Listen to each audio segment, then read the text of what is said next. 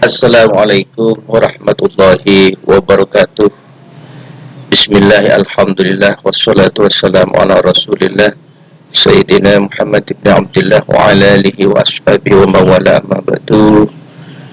Adik-adikku sekalian yang kami hormati, alhamdulillah pada pagi hari ini kita diberikan kesehatan, kesempatan dan kemauan.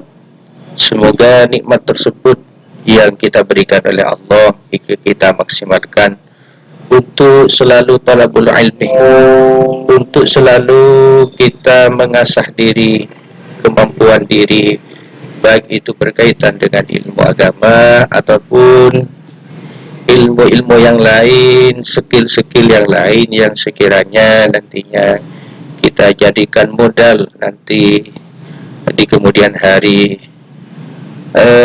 Adik-adikku sekalian, sebelum kita memulai pada pertemuan kita kali ini, kita cek absennya satu persatu ya.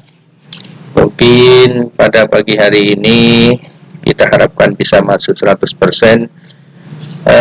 Ahmadi ada? Oh, ada. Sulaiman ada? Ada. Kemudian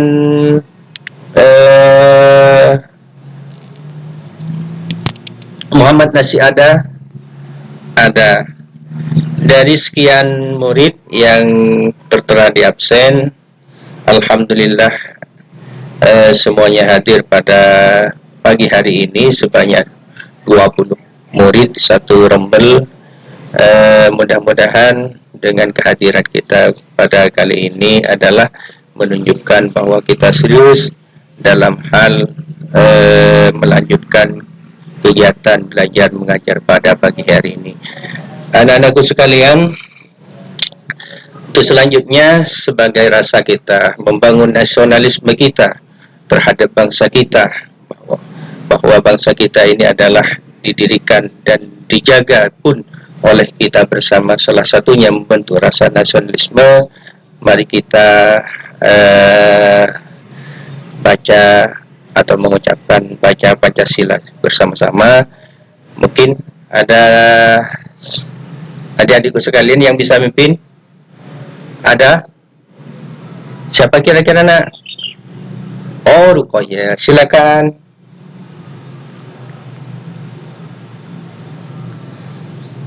Selesai ya? Oh, oke, alhamdulillah selesai pembacaan Pancasilanya. Selanjutnya kita masuk kepada kegiatan inti pada pagi hari ini, yaitu pembahasan tentang sholat jamak qashar dan jamak qashar. Mungkin pada saat ini momennya lebaran tersebut tentu kita ada istilah mudik dan lain sebagainya. Oleh karena itu tema ini sangat berkenan sekali pada momen kali ini. Karena momen apa? Momen mudik tersebut tentu memakai perjalanan kita melakukan perjalanan jauh. Jadi perjalanan jauh tersebut mungkin bisa sampai 1 hari, setengah hari, bahkan lebih dari itu. Nah, pada pertemuan kita kali ini, adik-adikku sekalian, saya ingin bertanya, pernahkah kita melakukan perjalanan jauh? Ahmadi pernah? Oh, Ruqayyah yang pernah. Jadi karena materi kali ini sholat jamak dan qashar ini ada erat kaitannya dengan istilah perjalanan. Tetapi tidak semua perjalanan itu bisa kategorikan nanti menjadi syarat untuk melakukan jamak qashar, tidak. Baiklah, pada kesempatan kali ini yang pertama kita membahas tentang masalah pengertian jamak secara bahasa. Kata jamak berasal dari kata jamak yang arti mengumpulkan. Jadi kalau istilah sharaf itu lugawi, mengumpulkan.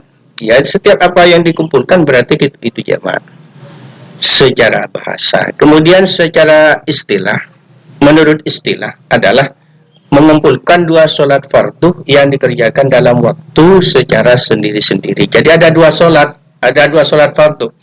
Bisa juga sholat isya sama maghrib, bisa juga sholat zuhur sama asar. Dikumpulkan, kemudian dikerjakan dalam waktu itu. Dalam waktu, maksudnya dalam waktu, bisa juga waktu sholat maghrib atau sholat isya atau zuhur atau asar. Kemudian adik-adikku sekalian,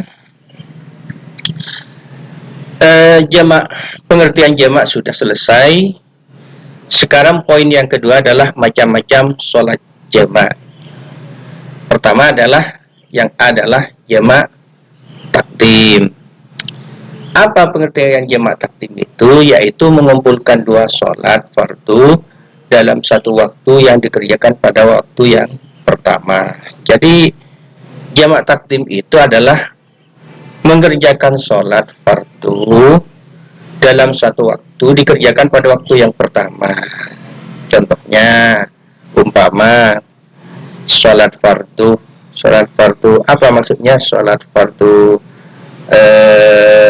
isya dikumpulkan pada waktu maghrib, atau sholat asar dilakukan pada waktu sholat zuhur. Itu dinamakan jamak takdim. Sampai di sini ada yang mau ditanyakan atau yang tidak paham? Muhammad paham? Jadi umpama Muhammad itu melakukan perjalanan yang sekiranya perjalanan tersebut dibolehkan untuk melakukan jamak takdim. Kemudian perjalanan tersebut mulai berangkat jam 10 umpama, nanti nyampainya mungkin maghrib. Maka ketika di perjalanan tersebut, ketika melaksanakan sholat zuhur, sholat asarnya tersebut dilakukan pada waktu sholat zuhur, dengan ketentuan perjalanan tersebut tidak sampai pada tempat yang dituju. Mungkin ini ada di belakang, nanti saya jelaskan. Selanjutnya di adikku sekalian adalah jamak takhir, yaitu mengumpulkan dua sholat fardu dalam waktu yang dikerjakan pada waktu yang kedua. Misalnya sholat zuhur dilakukan pada waktu sholat asar. Kebalikannya tadi, kalau yang takdim itu dikerjakan lebih awal, kalau yang takhir itu dikerjakan pada waktu yang kedua. Maksudnya apa? Waktu zuhurnya tersebut kita tidak sholat, tetapi dikumpulkan pada waktu sholat asar. Sama, waktu maghribnya itu kita tidak sholat karena ada halangan apa di perjalanan atau hal-hal yang lain yang mungkin secara syariat tersebut bisa dibenarkan untuk melakukan. Seperti hujan, itu kan dibenarkan. Jadi kalau jamak takhir itu mengakhirkan sholat di waktu yang pertama. Kalau jamak takdim itu melakukan sholat di waktu sholat yang pertama. Paham? Mungkin ada yang kurang paham dari penjelasan ini adik-adikku sekalian. Oh, paham. Oh, paham, terima kasih. Selanjutnya di adikku sekalian,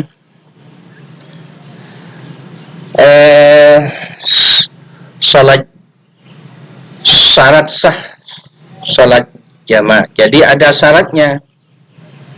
Pertama, kalau syarat sah sholat jamak takdim itu sebagai berikut. Bisa dilihat ya di PowerPoint-nya ya. Ketahuan ya? Oh iya, di slide-nya sudah ya? Oh, alhamdulillah. Satu adalah mendahulukan sholat yang pertama. Misalnya Muhammad tersebut ingin melakukan sholat jamak takdim. Pak, sholat yang mana yang harus dikerjakan? Apakah sholat asar? Apakah sholat isya? Apakah sholat zuhur? Apakah sholat maghrib? maka yang didahulukan adalah sholat yang pertama yang mempunyai waktu. Yang mempunyai waktu itu apa maksudnya? Kalau zuhur, maka yang sholat yang pertama itu yang punya waktu, yang didahulukan, dilakukan yang pertama. Atau sholat isya dikumpulkan ke maghrib, maka yang wajib dikerjakan lebih dahulu adalah sholat maghrib. Bukan isyanya nanti, setelahnya sholat maghrib. Setelah sholat zuhur berarti sholat asar. Tidak boleh dibalik, kemudian sholat asarnya lebih dulu, zuhurnya dilakukan setelahnya. Atau isyanya dikerjakan lebih dulu, maghribnya dikerjakan setelahnya. Itu tidak boleh. Karena ini menyangkut syarat, maka ketika syarat itu tidak dilaksanakan, maka sholatnya tersebut tidak sah. Adik-adikku sekalian, yang kedua adalah berniat jamak pada sholat yang pertama. Apa maksudnya? Mungkin ada yang bisa menjawab ini. Ada? Apa maksudnya? Jadi ketika kita melakukan sholat jamak takdim, maka di niat itu sudah berniat untuk mengumpulkan, menjamak sholat antara sholat pertama dengan sholat yang kedua. Itu maksudnya. Jadi yang poin B adalah berniat jamak pada sholat yang pertama. Redaksi niat ini mungkin di belakang itu ada ya, kita bahas nanti setelah pendahuluan atau bab yang kita bahas pada kali ini. Yang C adalah dikerjakan secara berturut-turut, tidak ada jeda mengobrol. Umpama Muhammad tersebut melaksanakan sholat duhur majmu'an atau jamak takdim dengan asar. Setelah sholat duhur, Muhammad, ayo Muhammad. Waduh, Muhammad ini kok ngantuk. Muhammad ini kayaknya tadi malam Muhammad ini banyak main game ya. Ayo Muhammad ya, saya ulangi lagi. Dikerjakan secara berturut-turut, tidak ada jeda atau mengobrol. Jadi tidak putus antara sholat yang pertama dengan sholat yang kedua. Seumpama Muhammad mengerjakan sholat duhur, setelah sholat duhur dikerjakan, ada temannya datang, Muhammad kok ada di sini? Tahu-tahunya Muhammad masih ngobrol bercerita panjang. Setelah itu sekiranya 15 menit atau 10 menit baru mengerjakan sholat kedua. Apa boleh apa tidak Pak seperti itu? Gimana adik-adik kalau seperti itu? Rukanya gimana kalau seperti itu? Tidak boleh Pak? Oh betul, tidak boleh. Jadi antara sholat yang pertama dan yang kedua tersebut dilakukan bersambung, tidak ada jeda. Bahkan di sebagian lain ketika kita melakukan sholat jamak takdim, sholat ba'diyah setelah sholat pertama tersebut untuk dilakukan, ada sebagian tidak boleh melakukan. Yang dia adalah tetap dalam keadaan bersafar dalam perjalanan. Jadi dalam kondisi kita di perjalanan. Umpama kita bepergian, kalau dari Madura tersebut, di Bangkalan tersebut, ke Bojonegoro, atau ke Probolinggo, atau ke Malang dengan jalan apa, jalan B, jalan C, dan lain sebagainya yang dituju.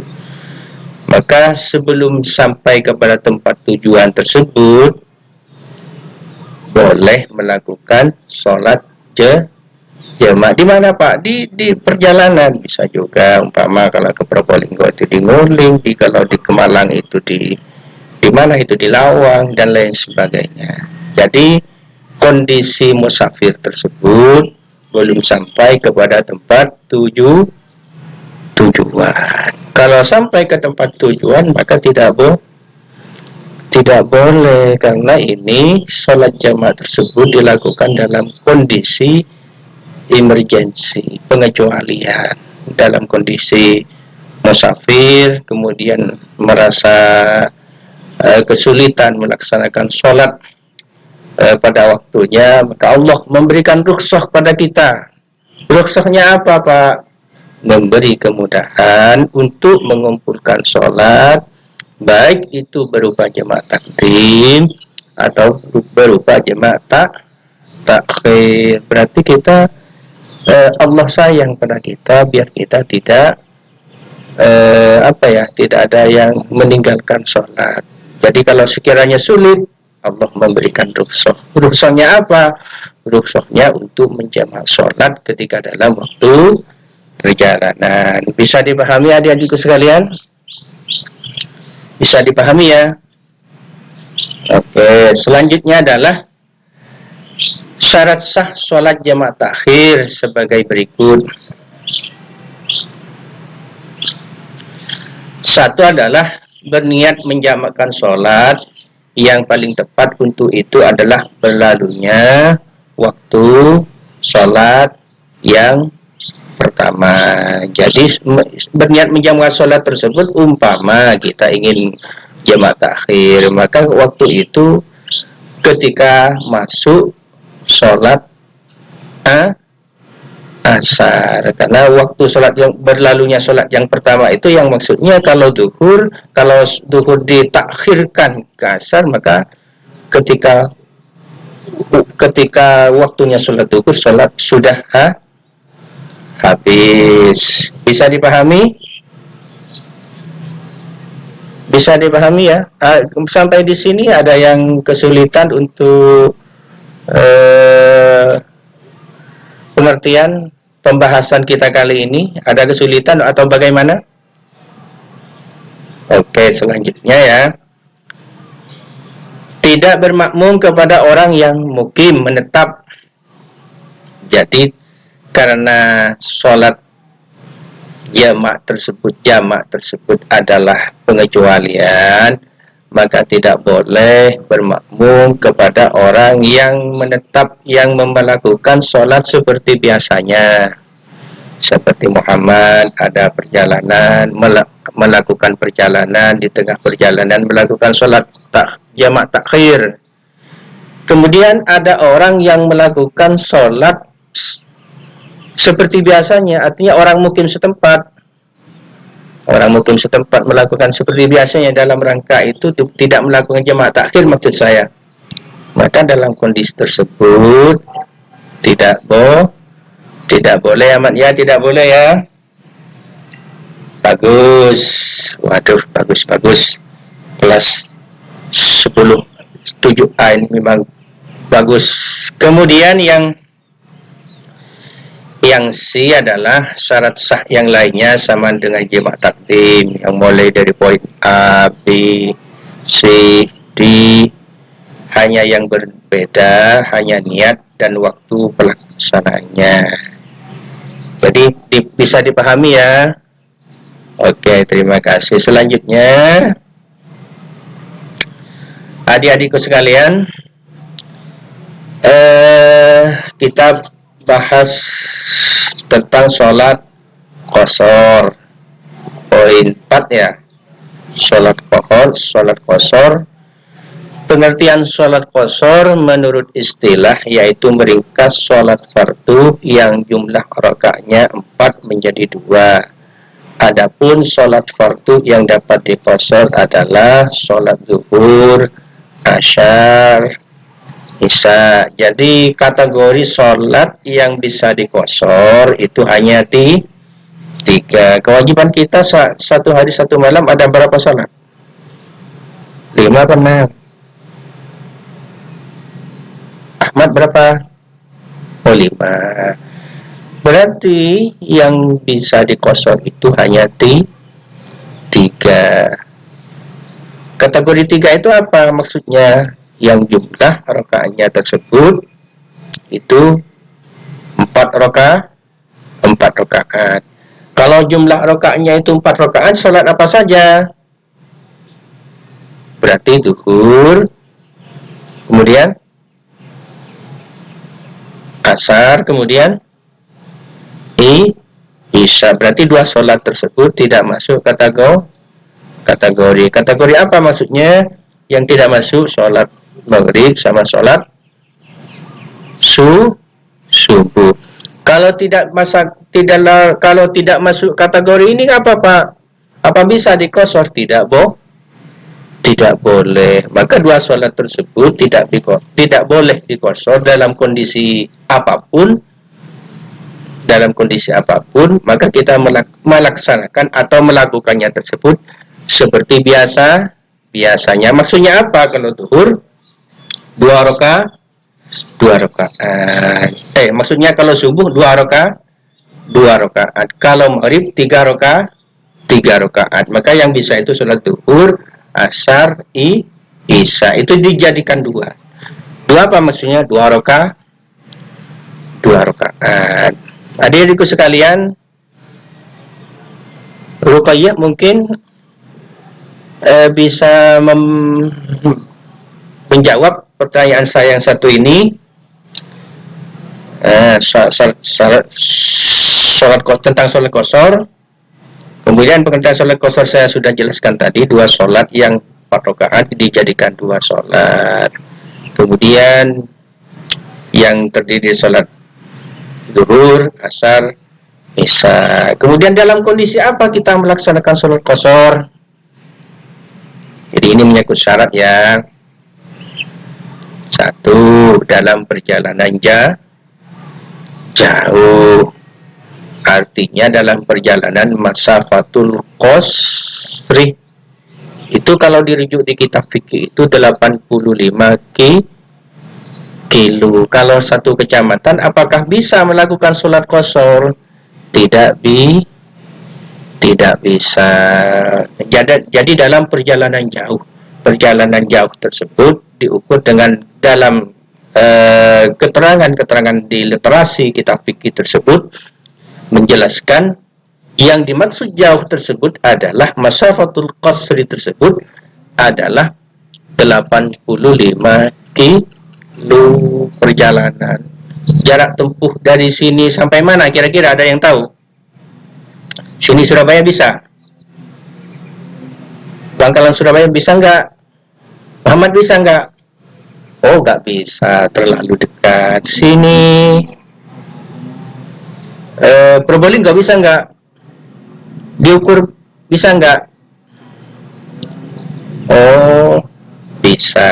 Untuk mengetahui masafatul qasri tersebut melalui apa? Oh, sekarang sudah bisa diketahui pakai Google Map apa dan lain sebagainya, petunjuk jalan itu sudah bisa diketahui. Jadi kalau perempatan itu kan pasti ada, di tol itu, di exit tol itu pasti ada, dari sini ke sini berapa kilo, atau kita melakukan mengetahui tersebut lewat Google Map dan lain sebagainya, atau alat-alat lain yang mungkin sekiranya bisa membantu kita untuk mengetahui bahwa perjalanan tersebut bisa melakukan sholat qashar. Gampang. Kemudian yang B adalah perjalanan itu untuk bertujuan baik, tidak untuk maksiat. Jadi perjalanan itu minimal perjalanan mubah.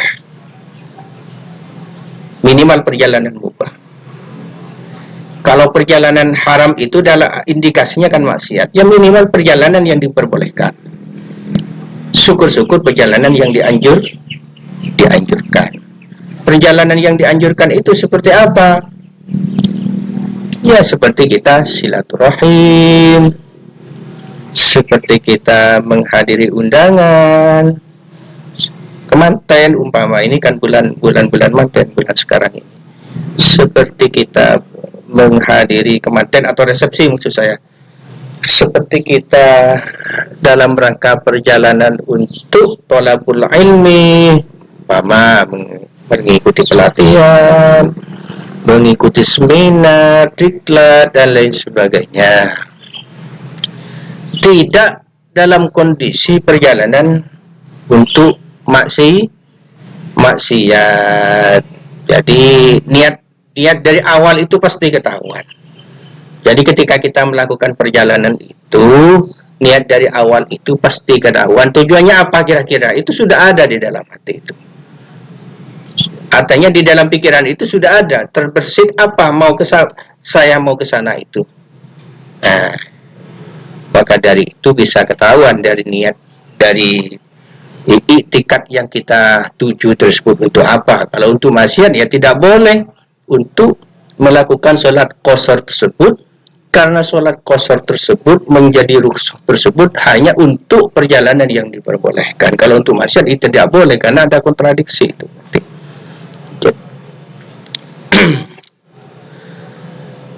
Yang sih adalah perjalanan itu dilakukan menuju suatu tempat tertentu. Jadi ada tujuannya maksudnya. Bukan hanya berjalan tetapi tidak tahu arahnya, tempatnya, tidak maksudnya. Tidak, tetapi ada arahnya, ada tujuannya. Kalau ke Probolinggo umpama ke jalan apa, di mana, kemudian umpama ke Malang, umpama tujuannya di mana, jalan apa, jalan Ahmad Yani nomor berapa Malang, itu kan ada tujuannya. Atau ke Malang Selatan yang lebih jauh lagi, ke Panjen, ke mana itu, Dampit dan lain sebagainya, kan ada tujuannya, ada tempatnya tertentu yang dituju. Bukan apa ya, bukan hanya berjalan tetapi tidak ada tujuannya yang dituju maksudnya itu.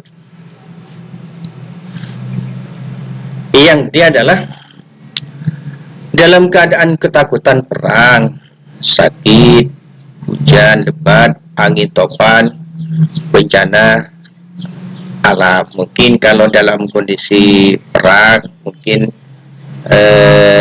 di sini karena alhamdulillah tidak ada perang dan harus kita syukuri, mungkin ini hanya alternatif kalau ketakutan perang tersebut.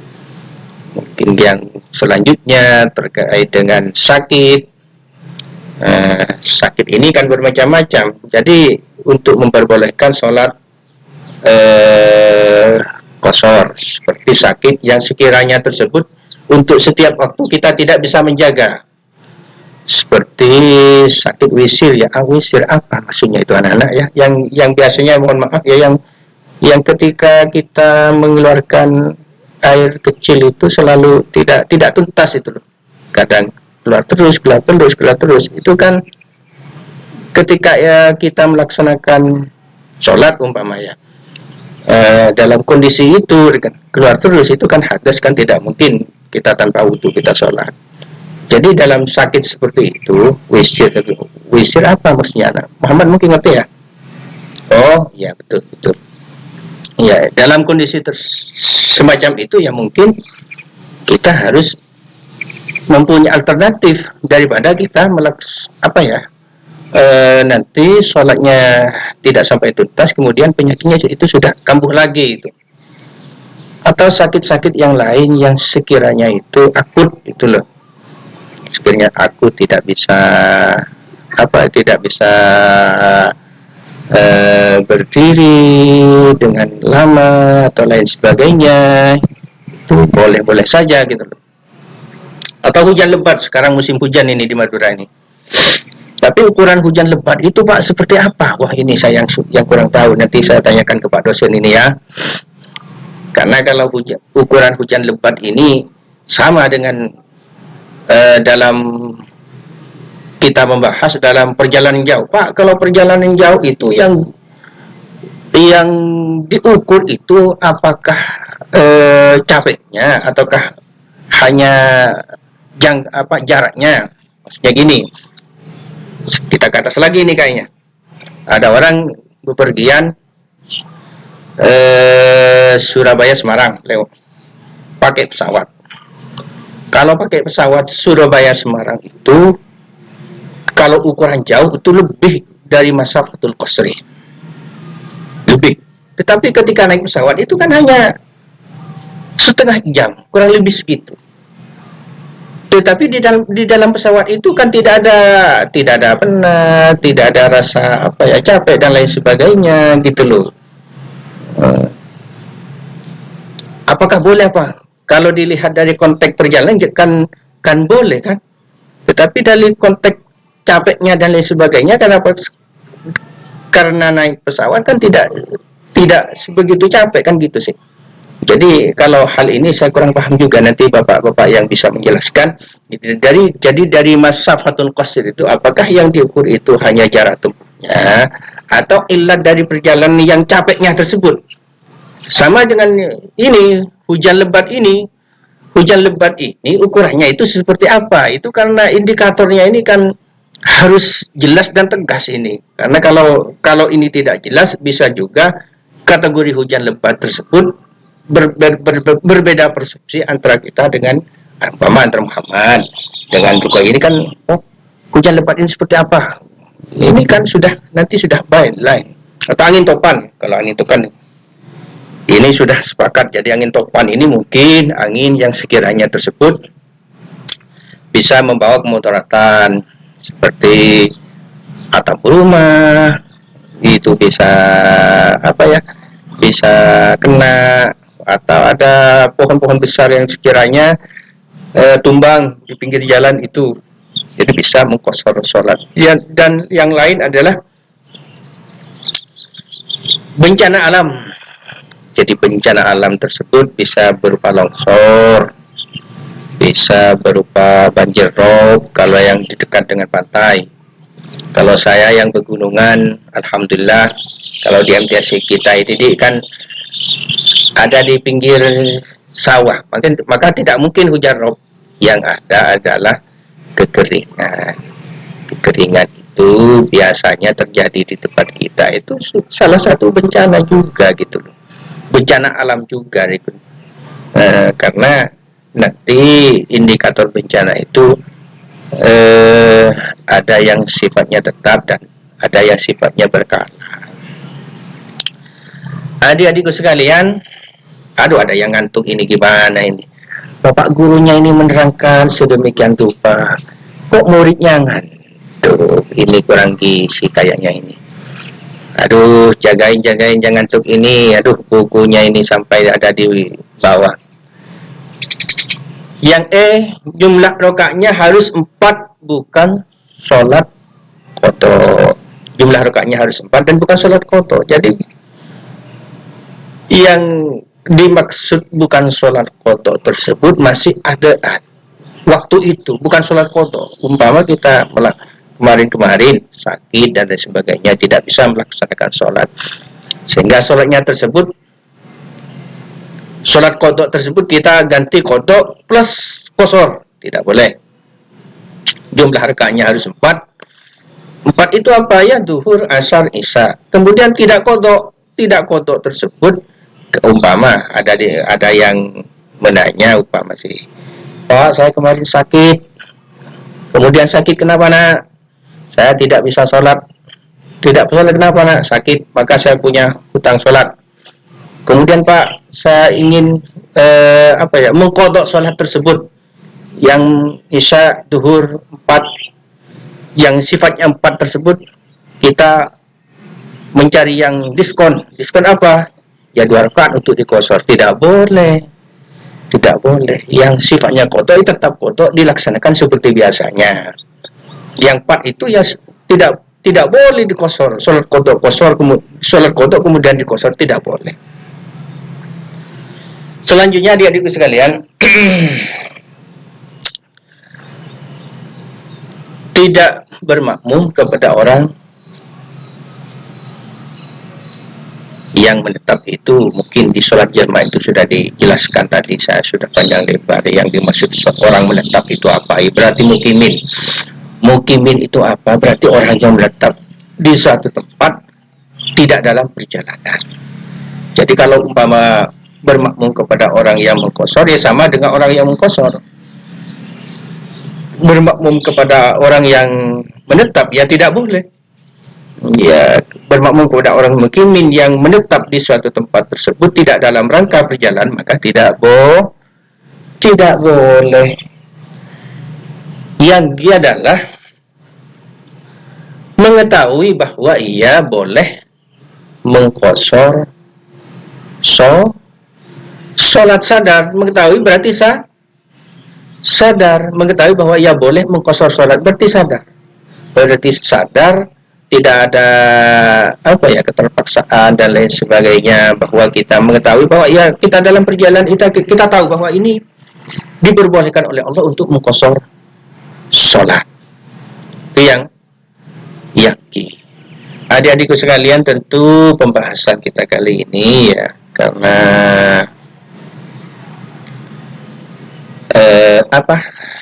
waktunya mungkin terbatas, kemudian kita ditarget waktu juga mungkin tidak begitu sempurna, cuman hal-hal yang sangat sederhana ini mungkin bisa bermanfaat kepada kita semuanya dan mungkin menjadi evaluasi bagi kita sebagai guru tentunya, karena guru tersebut harus bukan hanya guru yang seperti dulu, maka guru seperti yang sekarang ini bagaimana bisa menyajikan mata pelajaran kemudian dengan konsep yang menarik dan lain sebagainya. Adik-adikku sekalian, mungkin karena keterbatasan waktu, nanti selanjutnya kita bahas pada poin atau pada waktu selanjutnya. Mungkin ini yang bisa kita sampaikan sebelum kita akhiri pembahasan materi pada kali ini. Mungkin ada pertanyaan dari adik-adikku sekalian. Oh, ada apa pertanyaannya? Oh, pertanyaannya gini. Oh, seperti yang saya bahas itu tadi ya. Pertanyaannya tersebut itu, jadi di Masyafatul Qashir tersebut ini ada yang tanya ini. Tadi saya menjelaskan kurang lengkap, mungkin kurang pemahaman, kurang pas gitu loh. Jadi kalau di Masyafatul Qashir tersebut sebagai ilat katanya, apakah jarak tempuhnya ataukah capeknya gitu loh. Capeknya tersebut saya ringkas tadi itu, umpama ada orang pergi pakai pesawat kan tidak capek, tapi dalam Masyafatul Qashir sangat bisa. Tetapi ada orang yang bekerja di rumah, dan saya ya ada yang bekerja di rumah di ladang, umpama musim panen itu kan di sawah terus, dan capeknya kan luar biasa itu. Kalau musim panen padi, jagung dan sebagainya itu kan capeknya luar biasa kepada kita lah. Kaitannya dengan ini, apakah bisa untuk melakukan qashar sholat? Mungkin ini Bapak dosen yang bisa menerangkan ya. Ini PR bagi saya. Ya, inilah kemampuan saya. Sebelum kita akhiri, ayo kita baca alhamdulillah. Bismillahirrahmanirrahim. Rabbi shrah li sadri wa yassir li amri wahlul 'uqdatam min lisani yafqahu qawli. Subhanakallahu wa bihamdika asyhadu an la ilaha illallah wa asyhadu anna Muhammadar Rasulullah. Akhiran ihdinas siratal mustaqim. Assalamualaikum warahmatullahi wabarakatuh.